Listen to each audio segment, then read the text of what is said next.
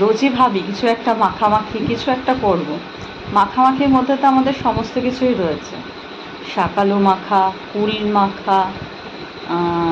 মাখা, তারপর আমরা আরও কী কী মাখি, আর পেয়ারা মাখা, আমড়া মাখা, কামরাঙা মাখা, সব রকমই যখন যেটা সুযোগ পাই মাখি।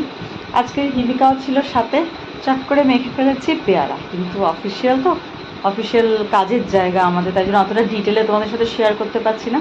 পেয়ারাগুলোকে কুচি কুচি করে, বেশ কুচি কুচি না, মানে বেশ চৌকো চৌকো করে কেটে তাতে জিরে হালকা ভেজে আমরা রেখে দিয়েছি, যখন যেটা খাবো তার সাথে জিরের গুঁড়ো, লঙ্কার গুঁড়ো, একটু লেবু চিপে, ধনে পাতা দিয়ে, কাঁচা লঙ্কা দিয়ে মাখিয়ে বেশ সুন্দর। কিন্তু খাওয়ার সময়টাই হচ্ছিল না, বেশ কিছুক্ষণ আগেই মেখেছি, তাই জন্যই সবাই যে যার মতো চলে গেছে, কিন্তু আমরা বসে রয়েছি সুযোগ পেলেই মাখাটা খাবো।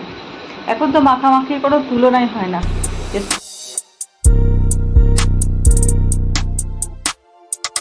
মশলা মাখিয়ে খানিকক্ষণ রেখে দিয়েছি না, মশলাটা খুব সুন্দর পেয়ারার ভিতরে ঢুকে গেছে।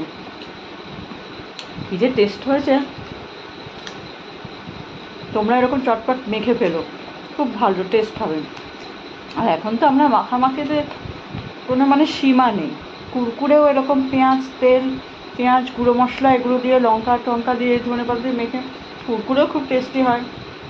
আবার চিপসও এরকম মেখে ফেলছি, চানাচুর এরকম পেঁয়াজ লঙ্কা দিয়ে মেখে ডাল ভাতের সাথে অসাধারণ ভালোই লাগছে। কিন্তু আজকের পেয়ারা মাখাটা অনবদ্য, দারুণ টেস্টি হয়েছে।